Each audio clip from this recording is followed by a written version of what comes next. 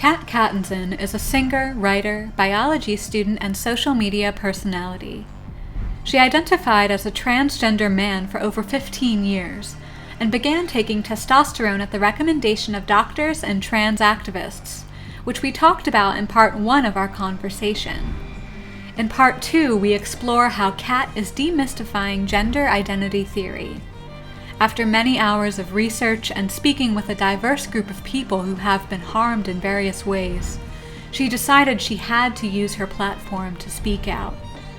She has posted hundreds of videos on detransitioning, the serious risks of attempting to change one's sex, and how gender ideology endangers women and children.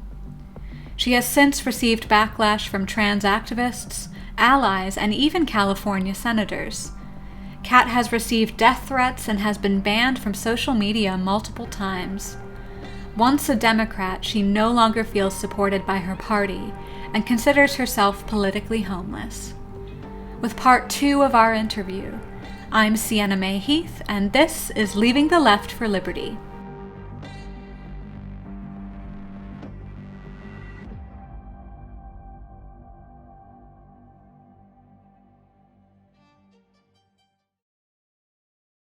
I'm Kat, and I identified as a transgender male starting at age 13. I medically transitioned later as an adult. After years of struggling with gender dysphoria, along with diagnosed anorexia, bulimia, anxiety, and depression, I thought that pursuing medical transition and living as the opposite sex would bring me happiness. I believe what trans activists told me, that transitioning was my best option and the only way to prevent suicide. I received a prescription for testosterone from the Planned Parenthood here in Sacramento after only a 30-minute phone call with the doctor. No blood work nor therapy was required. My other serious psychological issues, as well as my hesitation due to being unsure of the effects testosterone would have on my singing voice, were of no concern to the doctor. I was a semi-professional singer at this time. Hormones, but not therapy, were covered by my health insurance. A second Planned Parenthood doctor wrote me an approval letter for a double mastectomy, also without any in-person meeting or recommendation that I address my other mental health issues first. Like the larger theme, even outside of like gender ideology and women's rights, is like an abuse of power. And that's why many of us feel very politically homeless, because whether it's the left or the right, any sort of like authoritarian, I know better than you policy like or behavior, especially on the part of a politician, is just, I mean, it's just unacceptable and really distasteful. And thinking about women's safety and girls' safety, what comes to mind is like the cycle of abuse and narcissism in particular. I mean, one way of carrying out narcissism is like someone basically saying that my feelings are the truth and your logic is offensive. And that was how like the incident at We Spa, specifically, I believe, as I understand it, he was in a tub or some sort of, some sort of tub with a mother and a little girl. And like the reaction from like the police and from mass media and, many other critics was kind of it was like a showcase of narcissism, where they were like, oh, even in such an obvious example, like having a little girl exposed to that without her consent, without her mother's consent, somehow like the ideology, gender theory, just bulldozed over like the most sacred of principles, moral principles, which is consent. Like, I do not consent to this. And pretty much like the overwhelming response from the left, like the cultural left, was, we don't care. And that, like, for me, that was just narcissism rearing its ugly head. Was, we don't care. Our feelings are facts and your logic is offensive. Like that was the overwhelming message that I observed. Absolutely. I mean, it's terrifying, really, to think how we could get so quickly from, I mean, obviously in no situation should there be a little girl in a tub with a stranger, with with his genitalia on full display, you know. And it's like, how did we get so quickly from that being basically the worst thing that could happen to just, oh, well, you know, as long as the person says that they're transgender, then they're a woman, and it's fine.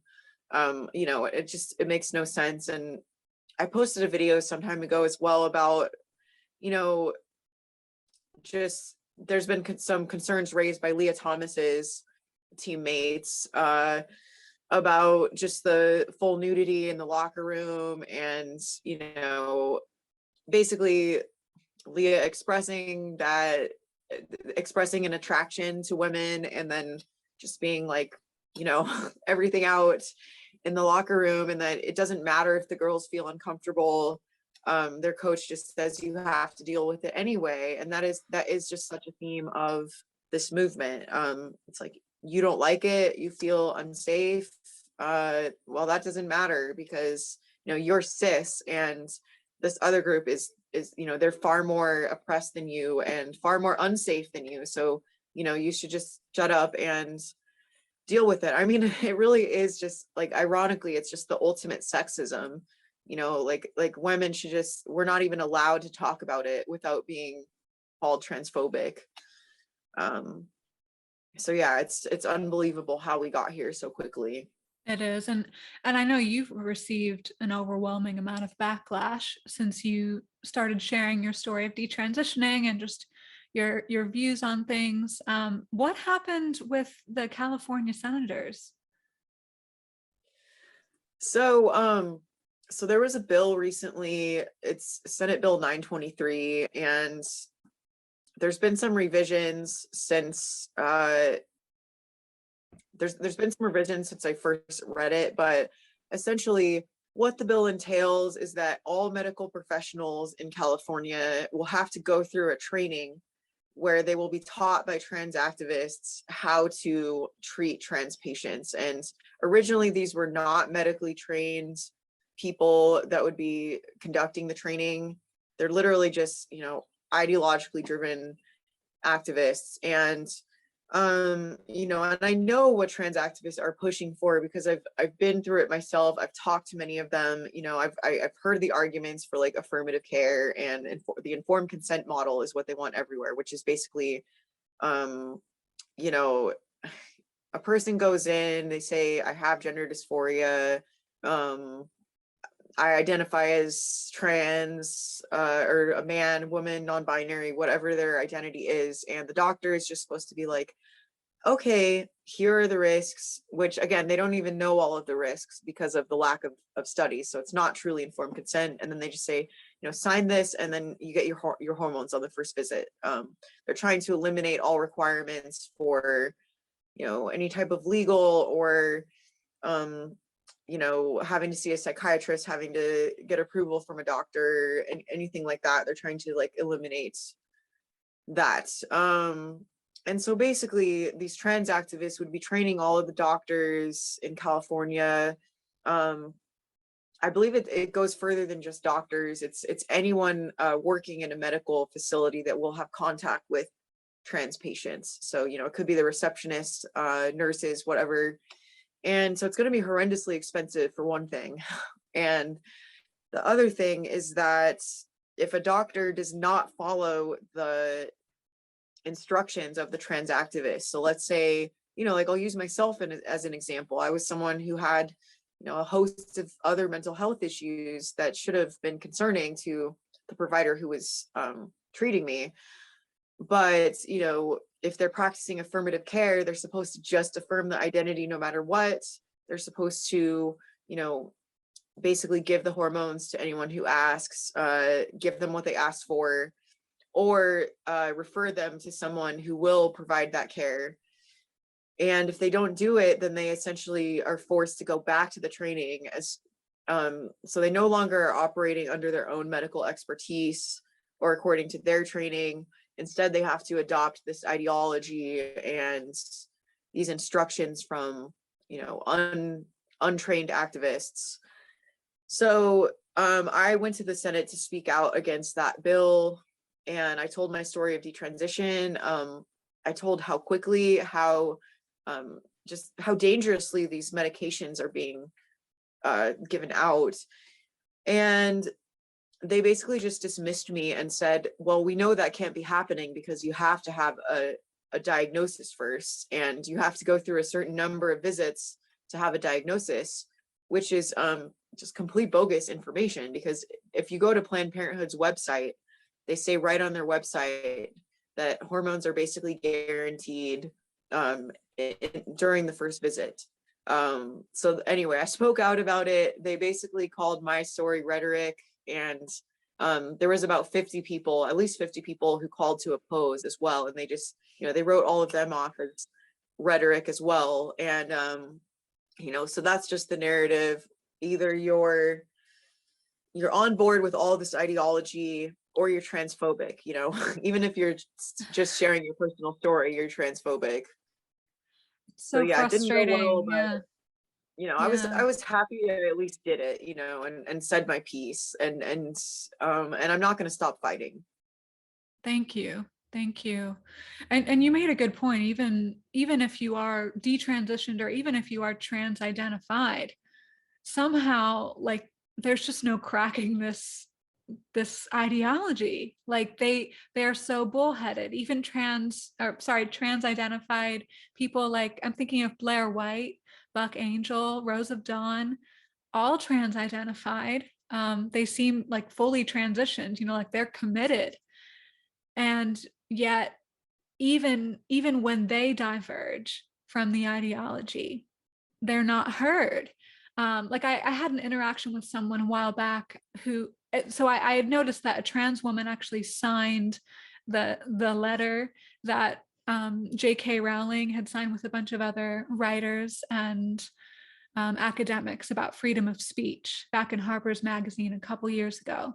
And so there's this trans-identified, I guess it would be a trans-identified male, who signed the letter, agreeing, like, J.K. Rowling should have her freedom of speech just like anyone. And he wrote a beautiful op-ed explaining that position. And I sent it to a trans activist thinking, oh, like, this will work. Like, this is the perfect bridge builder. A trans identified person sticking up for J.K. Rowling. Like, what could go wrong? And I mean, they said some of, like, the most horrid things, and refused to read it. And that really stuck with me, because it was one of the first times where I was genuinely surprised, because I thought, this will certainly work. A trans-identified person agreeing with me, agreeing with freedom of speech. Why do you think that even a trans-identified person can't crack this mob mentality? Well, I think going back to what you said before about it being about power, I really think it comes down to that. I'm not saying that every single person who's invested in the trans ideology is power hungry, but I do think that the major players that are kind of advancing the agenda forward, I do think it is about conversion, and it is about power. And so they don't want to hear opposing views. I think for some people it's just too painful for them to hear, because they have mental illness or whatever.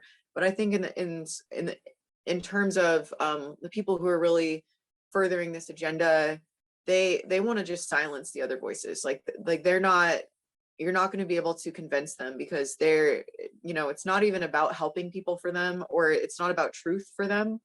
It's about getting what they want. And so when a trans identified person doesn't agree, that they want to silence that even more, because that is a more powerful that's a more powerful rebuttal, when someone who's says, I'm trans myself and I don't agree with this. And and by the way, I do appreciate the trans identified people who have spoken out about, like, males and women's sports. And I do appreciate them, like, acknowledging some of you know, some of the huge problems with the current ideology. And, you know, I like, it's a free country, and I understand that, you know, my path of detransition isn't what everybody's gonna go through. And, you know, I actually have I have mad respect for those people. I really do. Because I know how difficult it is to speak out and have an unpopular opinion. And so I appreciate that. You know, I still might not agree with them on everything, but also, you know, actually Blair White followed me on Twitter the other day. I was like, oh, that's cool. And Blair's shared some of my videos as part of a video on detransition, which I thought was cool. And, you know, and I appreciate that. I appreciate detransitioners being highlighted, and because I think it's an important side of the story.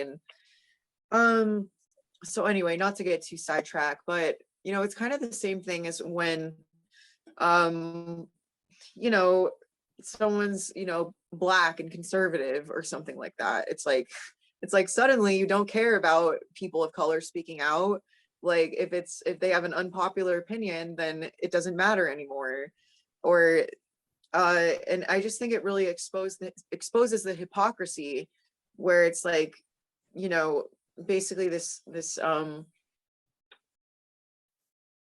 pyramid scheme, or not really pyramid, but more of like a ladder, where it's like, obviously the cis hetero white male is at the bottom of the ladder, and their opinion like doesn't matter at all. And then, you know, just barely above them are, you know, us lowly white cis women. I don't even believe in the word cis, but I'm just using it from like this perspective, you know. And then, you know, progressively going up and up, and, you know, at the top you have trans women of color, and, you know, their word is just, you know, they're the ones that should have all of the speaking time and should be listened to the most. And but then as soon as someone has like an unpopular opinion, like it doesn't matter if they're Black, it doesn't matter if they're trans, you know, if they don't believe in this, you know, gender ideology, and, you know, going further than that, like just this social justice at all costs, I guess I would call it, ideology. It's like they, you know, then people on the left won't listen to them either. And so I think that's a huge problem. I think everybody's voice needs to be heard, and we need to just be more, you know, like we talked about earlier, like, you know, just even if someone's point of view like makes you uncomfortable, like I think it's really important to listen to it anyway, and then you can decide like whether you agree with it. But just this silencing is how I think we ended up just so polarized, and how we're, you know, I think both the left and the right to some degree are becoming echo chambers, but more so the left a little bit. You know, like I've definitely I've had more conversations with conservatives online who I don't agree with a lot of their views, but we're still able to talk and have a dialogue, versus it just seems like with a lot of people on the left, when they see my videos, they just immediately go to attacking me. And, you know, not only that, but trying to get me deplatformed, sending me death threats. And I've definitely never gotten any of that from people on the right. So I'll say that. Yeah. Well, and like you were saying, being a Black conservative, like suddenly your voice doesn't matter to the left that claims to care about people of color and lifting Black voices. Suddenly they don't care. Now, frankly, I haven't heard much talk about lifting women's voices from the left in a long time. But I do hear talk about LGBTQ, and yet if you're LGB, if you're a lesbian, or if you're gay or bisexual, and you have an unpopular opinion on the T, then you're outed as well. And yet they still continue with, and you know, I hate when people call my words rhetoric, but I'm gonna do it. Like they still continue with the rhetoric of LGBTQ and inclusivity. And I'm like, I just wish that they would tell the truth. Like it's, you can have your ideology, but like just tell the truth. Like we don't accept gay people who think this way, or lesbians who think this way. Like just come out with it. And yet they just continue with this cycle, and they continue with these labels of saying we support the LGBTQ community, when frankly, there is no such community. There's not room for diversity of thought. They actually pride themselves on fluidity while being very rigid in their dogma and in their beliefs and in the policy that is birthed from that. Right, absolutely. And similarly to how the T and the Q are co-opting the words woman and lesbian and things like that.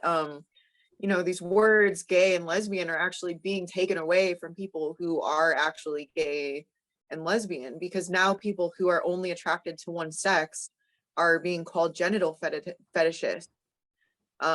Because the T is trying to redefine, well, not everybody, like I said, I try not to make sweeping generalizations, but according to the popular gender ideology, being a lesbian is a non-man attracted to non-men. And that if you're a female who, if you are a lesbian woman who is not interested in sleeping with someone with a penis, which just a few years ago that's the definition of lesbian, right? And so then you are not a lesbian anymore. You are transphobic and you are a genital fetishist. And so that's similarly to how like the word woman is being taken away. It's like just it's very 1984. Like just the language is being corrupted and words don't mean anything anymore, because it comes down to, well, what is a non-man? Like, does that mean like a cat? Non. But then even deeper than that, I mean, like, what does a man mean anymore? Like, it doesn't, according to this new ideology, like it doesn't mean anything anymore. And people will say man and woman are just labels. But no, it's not. It's like saying that a couch is a label, or a car is a label. It's like we all say the word car, and and of course there's a word for car in other languages as well, and it's like we say it because there's a consensus on what that thing actually is. And if everything is just labels and a word can mean a million different things to a million different people, it's I mean, how we just can't communicate with each other anymore. And that's just where we start getting into really crazy territory. I think we're already there. We are, yeah, we are there. Reflecting on like the history of LGB activism in particular, one of the common pushbacks people will say, well, like there was a lot of prejudice against homosexuality decades ago, and it was a process. People had to get over that. And then they'll continue and say, and now it's time for people to accept transgenderism in the same way that they had to accept homosexuality. It's the new wave of activism, and you'll come around eventually. What would you say to that? Oh, I've definitely heard that one. And the thing is that it's actually the opposite. It's like, in order to come around to gender ideology, you have to reverse course on women's rights, LGBT rights, and I would even go so far to say that, I mean, it's harming other minority groups as well, because it's just become like the whole ideology has become just this cult, where you're just not allowed to stray from the narrative at all. And like, I've been called a racist so many times just for speaking out against gender ideology. And I've had people being racist to me and saying I have no right to speak because I'm white, because I'm a white woman. And versus if I was non-binary, and it's almost always white people that are coming, other white people that are coming at me and saying this, and it's like, a lot of them are like white and non-binary or something, and they're telling me I'm a racist just because I've never said anything. I hardly ever even speak about racial issues other than I like to call people out on gender politics by bringing up, well, what if someone identified as Black or identified as Hispanic or like whatever, like I'll bring up that analogy and people will call me racist because of it, but it's like why? Like, in if it's all about self-identity and just how you feel, then why is it valid to feel like a man when you're not, but it's not valid to feel like you're Black when you're not, or Asian when you're not? And it already is starting. People are identifying as transracial, but yeah, the thing is that people are not going to just come around to trans ideology. In fact, I think the pushback is going to get even bigger and bigger, because it's only getting more polarized and more crazy. And I think people are starting to wake up. I don't watch Fox News, but recently, a few days ago, another detransitioner was on Tucker Carlson, and I saw the YouTube video, and it's got over 1 million views now, and people are going to be waking up to this stuff. Already, LGBT people and women especially, and also concerned parents of children who identify as trans, they're starting to wake up. And so I think the harder that these trans activists push, the more pushback they're going to get. So and the thing that just concerns me and makes me sad is just how many people are going to be caught in the crossfire. Because I think that, like, I think LGBT people I mean, trans people deserve respect also as well. Everyone is deserving of respect, but I feel like the LGBT community was just recently beginning to be taken more seriously by the public, and it was becoming less stigmatized. And I think that's I think it's a good thing, because in my book, what happens between two consenting adults isn't any of my business, and I don't really think that it's harming anybody else in the same way that giving a 10-year-old child puberty blockers is going to affect that child's life. And the psychological harm as well of believing you're trapped in the wrong body. And one sad thing is that I see people, they take the gender ideology and they think it's the entire LGBT community or the entire LGBT community that believes in that.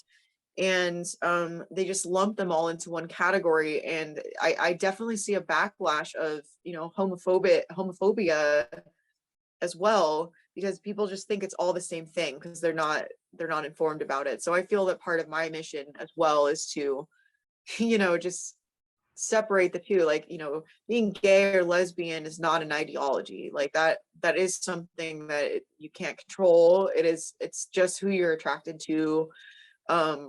There's been scientific studies on attraction as well, and that different parts of whether you're homosexual or bisexual, it's like your brain will light up in response to images of the same sex or opposite sex. Like, it is a physical biochemical reaction that's happening. And so it's not the same as this metaphysical belief of gender identity that can never be confirmed in material reality.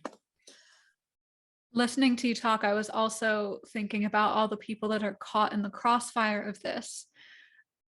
Because if the resistance is going to grow, people who are trans identified are going to feel so heartbroken. They're going to feel dehumanized because their personhood and their sense of safety hinges on this ideology. They're going to feel like it's a witch hunt against them. And I don't know how to help them, because I do agree with you. You said in passing, it's almost like a cult. And it's like, I don't know. I've tried in so many ways. Almost any time I offer empathy to the other side of the line, it's not reciprocated. And there's only so many ways to try and to speak and to just express yourself and even, communicate some love and compassion before, any rational thinking, feeling person gives up and joins the resistance. I mean, what do you think it's going to be like for trans identified people as this wave of resistance grows? So, thinking back to when I was in that time where where I was trans identified, and I think I was the most sensitive that I've ever been in my life, and I am naturally a sensitive person too, but during that time, I mean, it was just so easy for someone to ruin my day. Like, you know, if it was misgendering or bringing up something like trans athletes, or, you know, because the idea is like, you know, if trans women are women, then, you know, they should be able to play in women's sports, and, you know, that's the whole idea of it. And so when someone would bring something up like that to me, it's like I felt like I took it as a personal attack on my identity. Like, well, if they don't think trans women are women, then they must not, you know, think my identity is valid either. And um it's hard for me to even understand where I was at mentally during that time. But yes, it was extremely hard for me to hear any conflicting views. And so I definitely don't think it's going to be, you know, easy for them. And there's so much inflammatory media from both sides. You know, I feel like there's so many people on both sides just trying to call the other person out as, you know, being a horrible person or whatever. And I guess the way I approach it is, you know, I stand firm on my views, and you know, I'm not going to back down from what I believe in or compromise to placate somebody else. But I try to take a very compassionate approach, and I try to put myself in that person's shoes, which I know is maybe a little trickier to do if you're not detrans yourself. But you know, I think it's important to give people the benefit of the doubt that, you know, studies have shown that the majority of trans identified people have comorbid mental illnesses.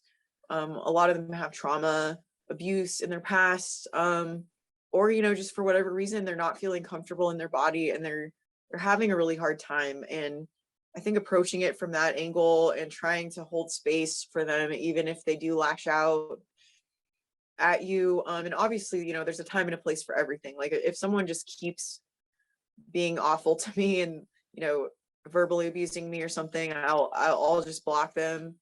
But I try to never let myself become disrespectful, or you know, people always say like, well, I just mirror energy back at the person. And, you know, sometimes that has its place, but I always try to be as kind and compassionate as possible. But I just try to explain my point of view in a reasonable way. And, you know, I've actually talked to quite a few people who were trans identified when I first met them, and they have now detransitioned.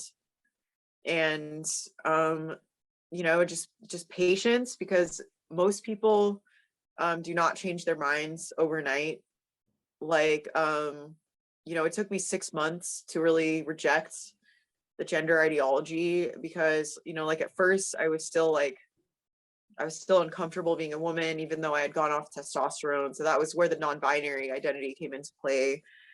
And I just, you know, I wasn't ready to let all of it go. I didn't want to. And, you know, I didn't want to be a bad person either, because there's so much morality like attached to it. Like, if you don't believe in gender identity, you're just a bigot.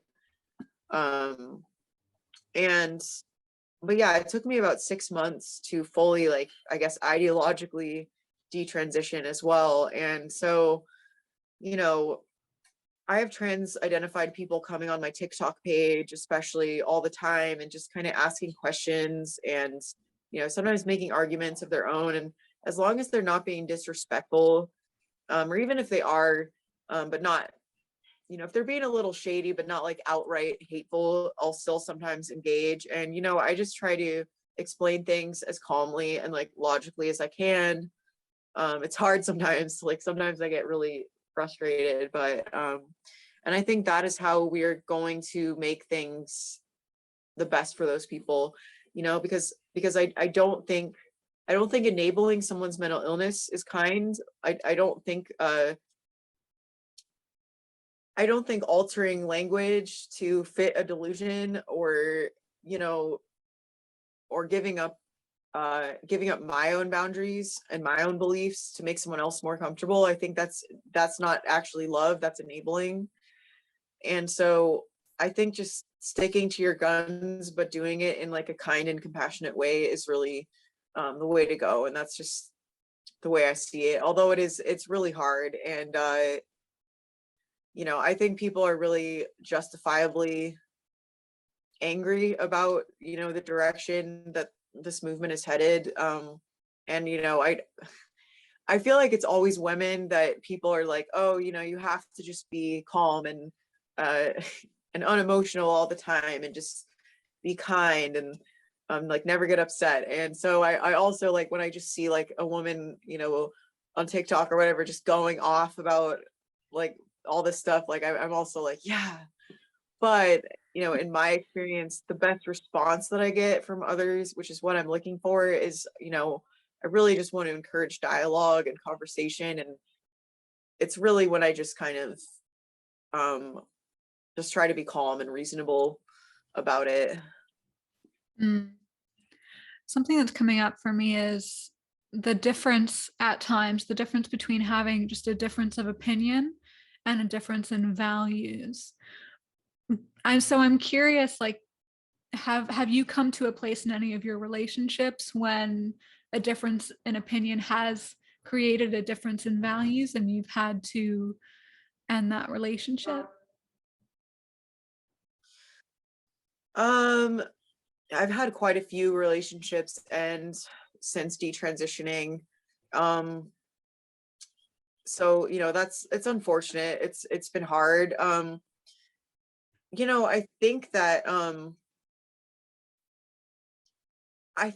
people, I don't know if it's that my values really have changed, but it's more what people make up about my values based on my opinion that isn't even necessarily what I believe. Um, like I think that people on both sides, like, you know, I don't even like to make it sound like it's a war, like, but I mean, the thing about this ideology is just there's really no middle ground. Is the thing about it, you know, it's either anyone who says they're a woman is a woman and that's how we define woman, or it's, you know, a woman is an adult human female.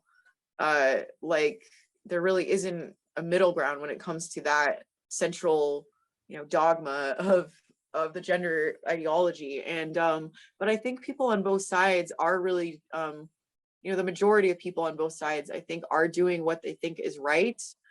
And I think that part of the propaganda on the left is that if you don't support transgender people, you are it's automatically because you are bigoted and also homophobic. Or rather, you know, transphobic and also homophobic. And so I think that the people who have cut off relationship with me, they think that I like the narrative that I hear from people is like that I've let my experiences blind me and that I'm biased because of my transition experience, when actually that couldn't be further from the truth. Because when I first detransitioned, you know, I was forced to, due to the health issues, right, and my voice and just everything. And it took me a long time to let go of the the gender ideology after that. And part of the reason why I was able to was from speaking to tons of other people that had been through what had been through, by looking at the science and just really digging and trying to get as close to the truth as I could. And it, you know, it has nothing to do with me just going off of my one experience, but you know, that seems to be the narrative that, you know, people who are either, you know, some of them are just people unfollowing me online and they always have to give their like, you know, I'm unfollowing you because of this, you know, and I'm like, okay, like, you know, feel free. But a lot of the reasons given by both people online and in real life is that you know, I'm biased because I myself detransitioned and that I've taken on some bigoted views now, and that I no longer believe in equality or human rights or any of the things that I still firmly believe in, because I hold gender critical opinions. And you know, I mean, I'm sure that I think as humans we all have some level of bias somewhere in there. You know, I'm not saying that I'm perfect, but but yeah, I don't really think my core values have changed in that, you know, I really like want the best for everybody, and I want people to be happy and just healthy and live their best lives. And I think that I believed in the same things when I was believing in, you know, gender ideology, and I thought that that was aligned with those things, but then upon like really inspecting it, I just realized that it's actually the opposite of all of those Hmm. values. Hmm. It's such a beautiful answer. To remember that a lot of these people probably have the same values, they just have a different way of expressing it. Yeah, definitely. I mean, I think the majority, they want trans people and just people to be happy in general, and they think that like having this high degree of, you know, personal, I think they see transition as like personal freedom, and you know, and that's what we need to reach that's what this group needs to reach the ultimate happiness, and that, you know, trans rights are human rights because, you know, it's this thing that this group needs to be truly fulfilled and happy, and I think that's why they support it. um but I mean, I guess there could be a difference in values when it comes to just, I feel like sometimes people get not x-ray vision, but laser focused on just the needs of one particular group, without looking at how it's impacting um the rest of, you know, the rest of society. And you know, and I feel like this mantra of, you know, trans rights are human rights, um you know, it gets a little bit suspicious because it's like, well, you know, it's certainly not women's rights, it's certainly not, you know, children's rights to be not experimented on as children and adolescents. And but I think that they think that, you know, it is benefiting all of humanity, and when you try to point out the holes in that, they just rely on, well, you must have different values than me because you're clearly bigoted. Another form of rights that comes into play is parental rights. And Absolutely. yeah, like I know you have your views to share on the bill in Texas that was passed a couple of months ago, which basically asserts that medicalizing children is a form of child abuse, which is a bold claim, um, that many agree with. Do you agree with that? The short answer is yes. I do believe that it's child abuse. I think that experimenting on children and, you know, cutting off healthy body parts, injecting them full of drugs that have never been tested to be safe, I think it's one of the worst kinds of child abuse, and especially like not knowing how it's going to affect them going forward. Like we don't know what these kids lives are going to look like, you know, 10 or 15 years from now. And however, I mean,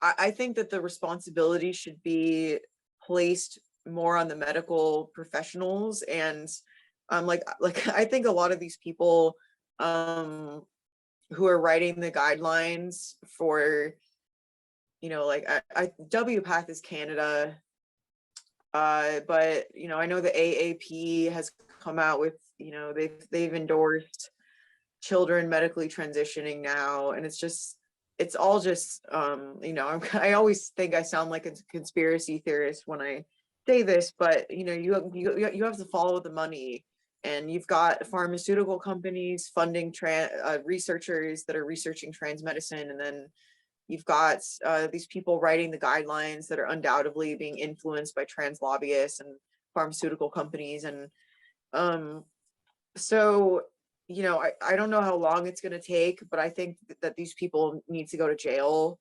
And those are the people that should really be penalized the most. Because I think probably the majority of people who are transing their kids, of parents who are transing their kids, I think they are brainwashed by these organizations, and they're literally being told by doctors and activists online that that it is what's best for their kid, and that their kid's going to commit suicide if they don't allow them to transition. And so, I mean, I hear that and I just instantly think manipulation, because, whenever, someone uses the tactic of, well, you should let me do this thing because I'll kill myself if you don't, or, it doesn't matter if this thing's right or wrong. Um, if you don't do it, I'm going to kill myself. Like that is a form of narcissistic manipulation and so that raises red flags for me, like immediately.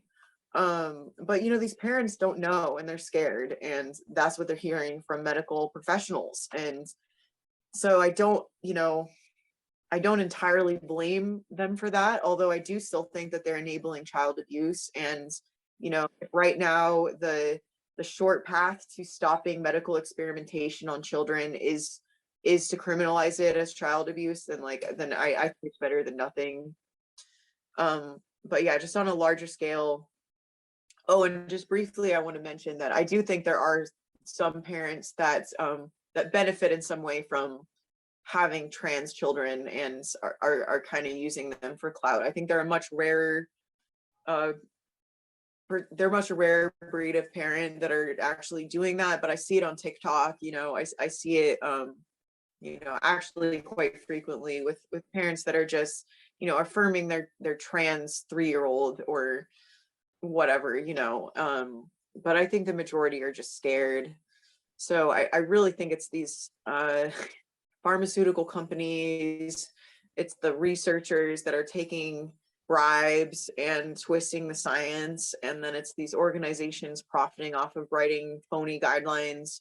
I think it's going to be the next lobotomy, and that these people are going to be in loads of trouble, I don't know, 15 years down the line or something.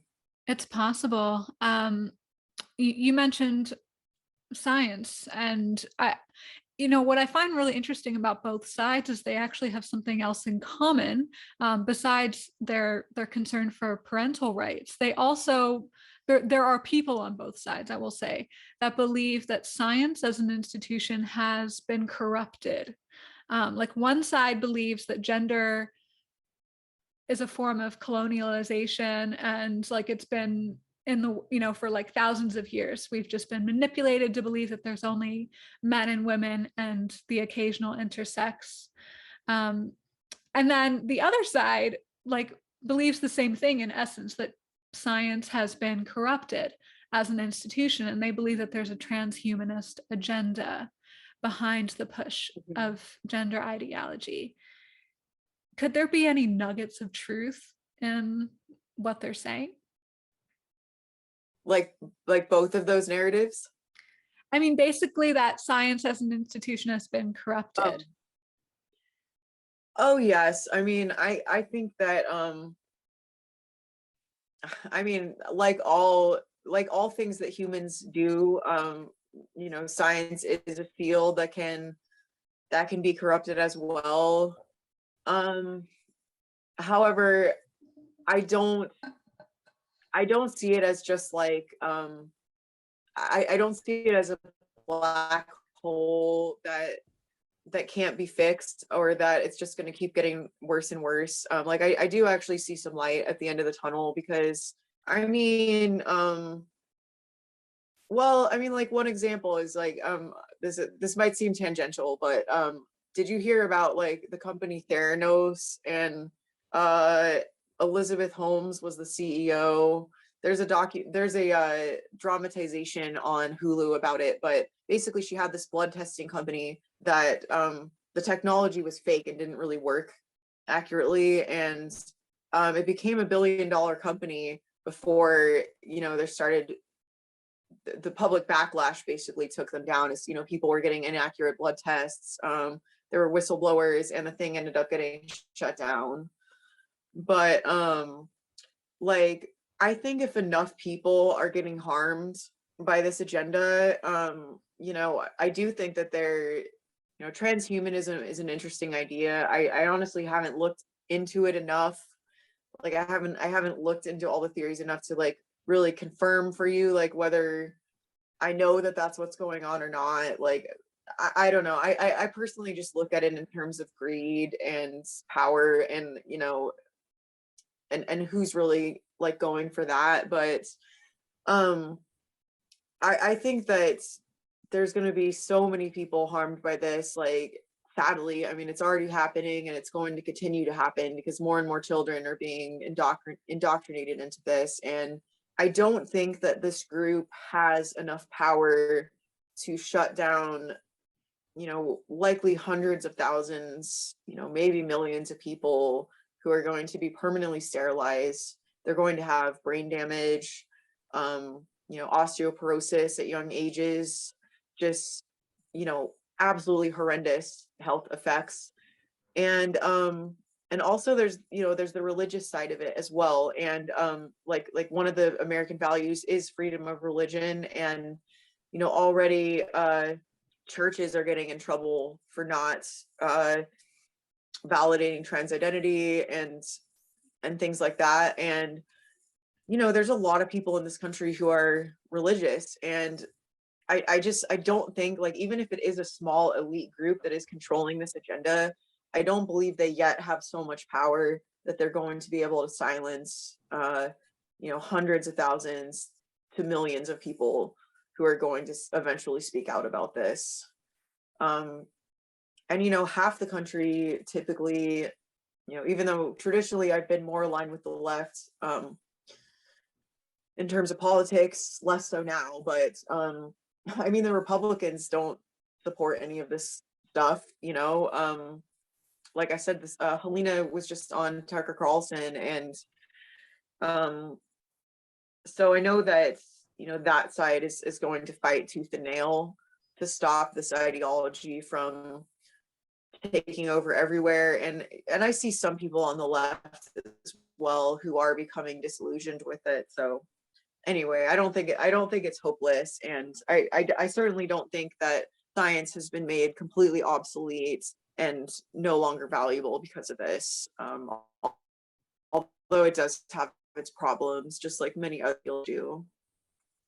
Yeah, I would hope not. As I do see the left and the right fighting it out, it just seems almost inevitable that the state is going to take control in some way and strip parents of their rights, whether it's, on the left of sort of sneakily getting kids to talk about their gender identity with their teachers, or I feel like it's a little bit more like infiltrated on the left. There's not like a clear, like, we're giving you up to the state, but like, those of us who are awake can kind of see that through the school system and other avenues. And then on the right, like with the Texas bill, the supposition that this is child abuse kind of puts the state in a position to take the kids away from their parents, which is really heartbreaking too. And I hear you. I do feel like there is light at the end of the tunnel, but I worry about how we're going to get there.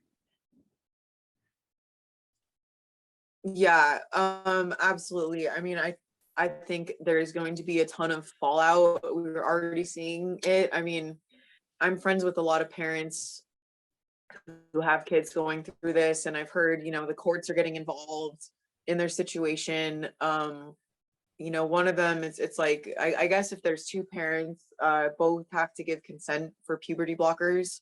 And, one of these parents, the only reason the kid hasn't been already medicalized is because she's pushing back and saying no.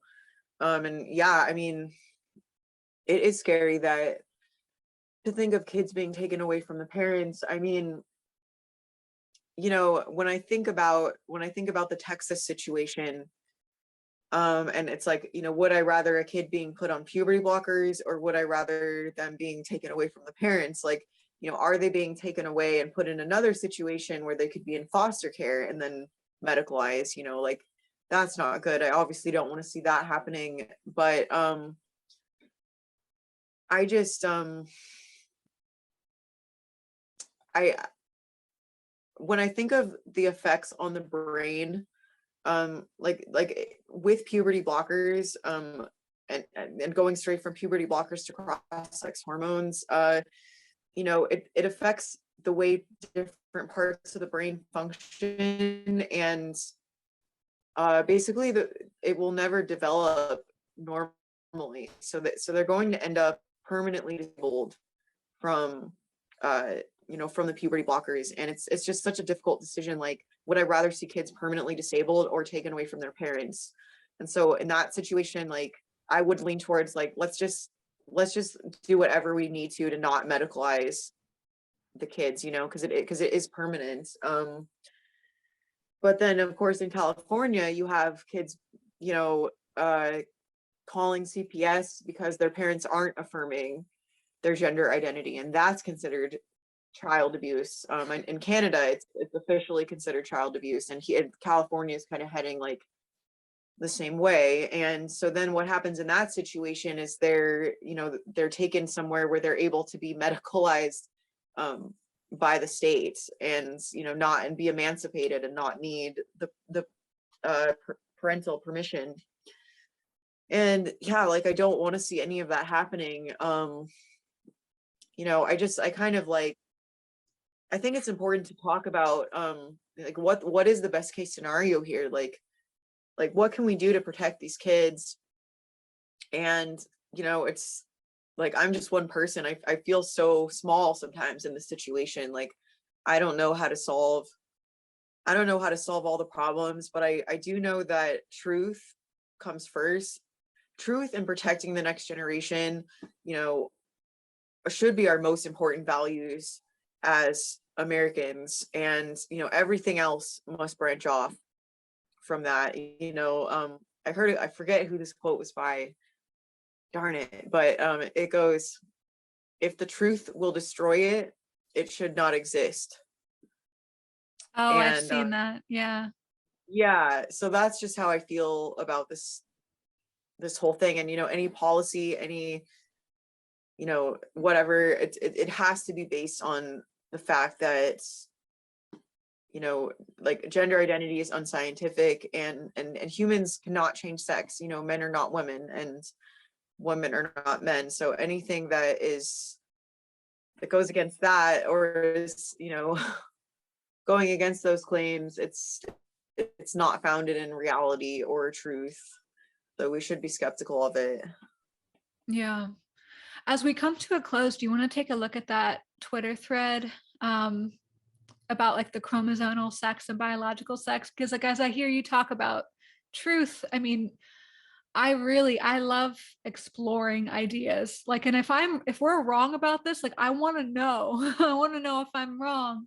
And there's this Twitter thread that we were looking at that's been going around, basically like affirming gender ideology on a scientific basis. So do you mind if I just read it to you, and then we can pause and you can debunk it as you see fit? Sure. Yeah, I'm excited. Okay. All right. So this is a thread by Open Ocean Exploration, Rebecca R. Helm. And she says, friendly neighborhood biologist here. I see a lot of people are talking about biological sexes and gender right now. Lots of folks make biological sex seem really simple. Well, if it's so simple, let's find the biological roots, shall we? Let's talk about sex. A thread. If you know a bit about biology, you will probably say that biological sex is caused by chromosomes, XX and you're female, XY and you're male. This is chromosomal sex, but is it biological sex? Turns out there's only one gene on the Y chromosome that really matters to sex. It's called the SRY gene. During human embryonic development, the SRY protein turns on male-associated genes. Having an SRY gene makes you genetically male, but is this biological sex? So is it? So I mean, that's correct. It is the SRY gene on the Y chromosome that determines whether someone will develop as a male, and that's how you can have females with what's called Swyer syndrome, which is an XY female, because the Y chromosome lost the SRY gene somehow. And so the body development plan, it will develop as female. And then you can get a SRY gene when the chromosomes are going through meiosis and the crossing over happens, if they cross over unevenly, you can end up with some anomalies like this. And so you can actually have an XX male if the SRY ends up becoming translocated onto the XX chromosome. However, and I think I might let you finish reading the rest of it before I get to my point, because like, although she's correct on a lot of these points, she's not correct that they support gender ideology.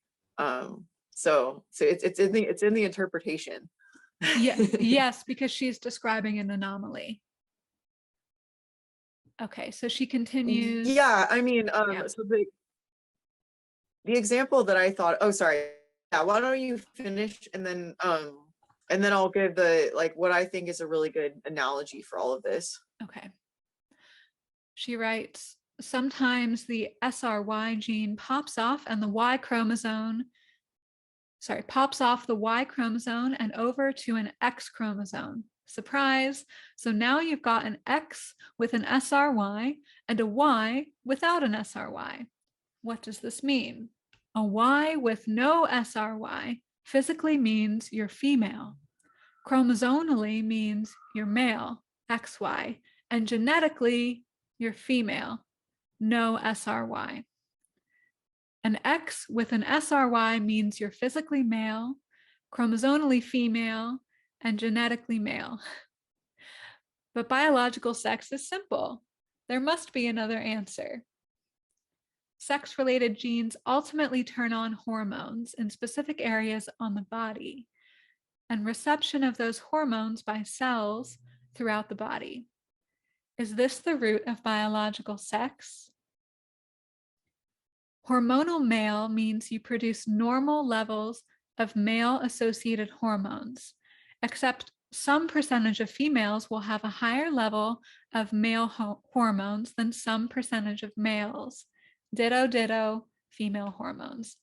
I just want to say, okay. So it is so freaking offensive to say that a woman with PCOS, for instance, who just is biologically female, is a woman, but produces a slightly higher level of testosterone, isn't a woman.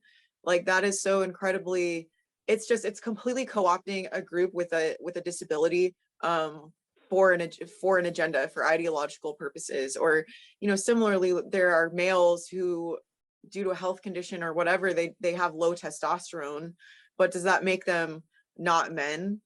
It's just, I mean, and like myself, when I struggled with an eating disorder, I lost my period, I had low estrogen, and I had some health effects because of that. Like, did that make me not a woman? Because women with eating disorders who don't have enough estrogen, like, are they not women? So that's, I find that really frustrating when people with physical conditions are then, co-opted to validate gender ideology. Wow, that is an excellent point. Right, she finishes, if you're developing, your body may not produce enough hormones to your genetic sex, leading you to be genetically male or female, chromosomally male or female, hormonally non-binary, and physically non-binary. Well, except cells have something to say about this. Maybe cells are the answer to biological sex, right? Cells have receptors that hear the signal from sex hormones, but sometimes those receptors don't work. Like a mobile phone that's on Do Not Disturb. Call and cell, they will not answer. What does this all mean? It means you may be genetically male or female, chromosomally male or female, hormonally male, female, non-binary, with cells that may or may not hear the male, female, non-binary call, and all this leading to a body that can be male, non-binary, female. So what we need to understand is that this percentage of people who are actually ambiguously, who actually have ambiguous male and female characteristics, who, you know, are, who for whom intersex would actually be an accurate term, is a very, very small percentage. It's not 2%, as, you know, the current gender activists would like you to believe, because I think where the estimate came from of like 2% intersex population was from Anne Fausto Sterling release a study on the number of intersex people, and in her the groups that were considered intersex, you know, she was including people who had chromosomal conditions like XXY, which is Klinefelter, and, you know, some people are born with just one X chromosome, which is called Turner syndrome, and like, but the thing is that people with XXY are male. They always develop as male, you know, unless they're lacking an SRY gene, which would be like an extremely rare anomaly. But even then, they would develop as female. So there's only 2 body plans for humans. Like there's, you know, there's male development, and then where they develop, you know, testes and a penis, and then there's, you know, female reproductive anatomy, where it's ovaries and a vagina, and there isn't any intermediate body plan, and there are no, and I'm surprised throughout that entire article that she didn't mention gametes at all, because technically, you know, the scientific definition of male and female is which body plan is designed, or is your body plan designed to produce either male or female gametes, so eggs or sperm. And in order for sex to be a spectrum, there would have to be intermediate gametes. So you have eggs at one side of the spectrum and sperm at the other side of the spectrum, and then you have spegs somewhere in the middle. And, you know, obviously we don't have that. And, you know, another analogy I thought of is, so, you know, there are some people who are, okay, so there's some people who are genetically African, let's say, but they also have a gene for albinism, right? So you have a person who's genetically Black, but they are, you know, born white, and, you know, or like what Michael Jackson had, you know, he had the skin disorder where your skin slowly turns white, and, you know, so, you know, you no longer appear, you may not appear African anymore, because of your skin tone changing or something like that. And so how would that be? So in that case, you know, obviously we would say, yeah, the person is genetically African, but then that would be like me saying, well, since some people are born with this anomaly where, you know, they're genetically Black but they don't look Black, that must mean I can just then identify as Black, and that's valid. Like I'm clearly Caucasian, you know, like you can look at me and you know, you can tell like roughly what my ancestry is, but, you know, that doesn't validate that then anyone can just identify as Black just because like anomalies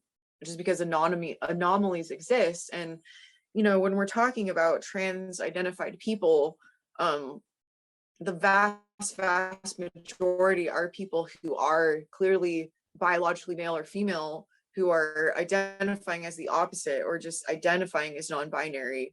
And so just because there are these anomalies that exist with biological sex, you know, it doesn't then just say, well, anyone can be anything if they want. Like it just, you know, it just doesn't make any sense. And then these are the same people who are always saying, don't conflate sex and gender. Like this is all about biological sex.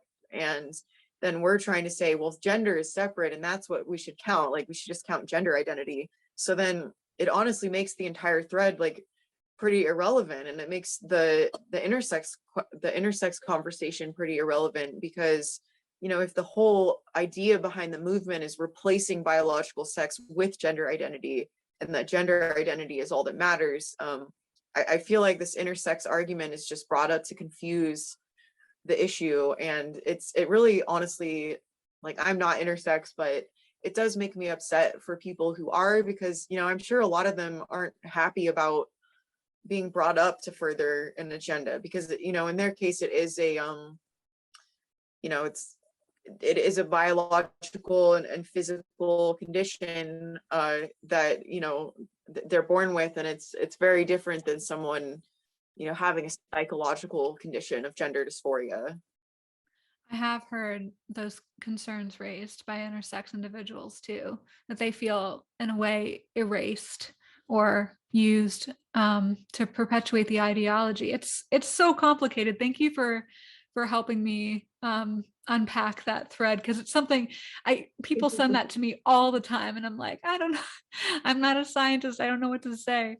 But yeah, I mean, coming back to like more of like the heart space and how to navigate what we're going through individually and collectively. Is there anything that you'd want to say to parents listening or trans-identified kids?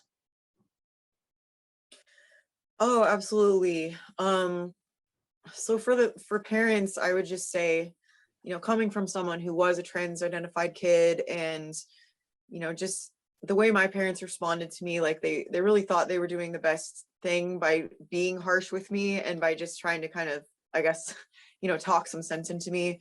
But I think it's really important to not just immediately dismiss a kid's trans identity. Listen to them, be very compassionate and open to hearing what they have to say. Just ask some really non-judgmental questions, like, for instance, like, what does being a girl mean to you? Or what do you like about, what do you find attractive about transitioning to a boy? What is it that you don't like about being a girl? And just trying to ask it in a very like exploratory and a non-judgmental way. And I think if I had the chance to get my thoughts out and just not feel judged, that it might have prevented a lot of animosity between me and my parents. And obviously there's no guarantee that that will stop a kid from continuing to identify as trans, especially given all of the propaganda that's out there. But I think it's important for maintaining a relationship, just having a dialogue there rather than just my way or the highway, and I don't even want to hear what you have to say about it because it's ridiculous. And I would also advise not to affirm the identity. The most important thing is not medicalizing your child prior to the age of 18. I mean, even then we would hope that they would not go down that path, but at least if they reach age 18 and they decide to do it themselves, they will not have been on puberty blockers. They will have, at least normal brain development. And yeah, just, love your kid. Always try to approach the situation with compassion and understanding, rather than like harshness and judgment. And like, it's so hard to talk to kids because most trans kids on TikTok, trans identified kids kind of just write me off as transphobic. But I guess I would just tell them, I understand. I know how hard it is. Like, I've been there, and I really, really want the best for you. And you may think that your parents and that a lot of adults in your life are, they're against you and they're trying to harm you, but like really they do have your best interests at mind, and they're trying to protect you. And that's what I'm doing with my platform as well. And even if you hate me right now, I'm gonna stand by what I'm saying, because I want to give you the best chance at life that you can have. And and I do think that when you're a little bit older, you'll understand where like me and your parents are coming from. I feel like I just aged myself so much by saying that. But it's true. That was beautiful. Thank you, Kat. Thank you so much, Sienna. It's been a pleasure talking with you. You have such a calming voice, and I don't know. I feel very at peace. I felt very at peace in this conversation, even when we've broached some very difficult subjects. Oh, thank you. I'm relieved to hear that. And I'd love for anyone listening to be able to find you online. Where can people find you? I know you're on YouTube, TikTok, Instagram, Twitter. Yeah, I'm on all of the platforms. My name on most of them is just Cattinson. So you should be able to find me pretty easily on all those platforms. And then my music name is Cat Robot, and I'm also on Spotify as that, and I'm on a few other platforms. I have a secondary account as that. Cool. Yeah, I actually just followed you on Spotify. Oh, cool. Thank you. Yeah. All right. Well, again, happy belated birthday. Thank you.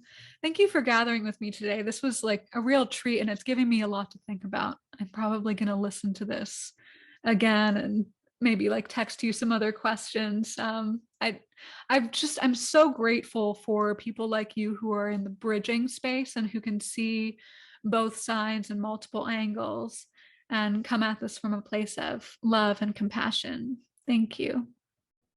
Oh, well, thank you, Sienna. Feel free to text me any questions that you might have. And yeah, I hope you have a great day. And I feel honored to be a guest here today. Thank you. Take care. You too.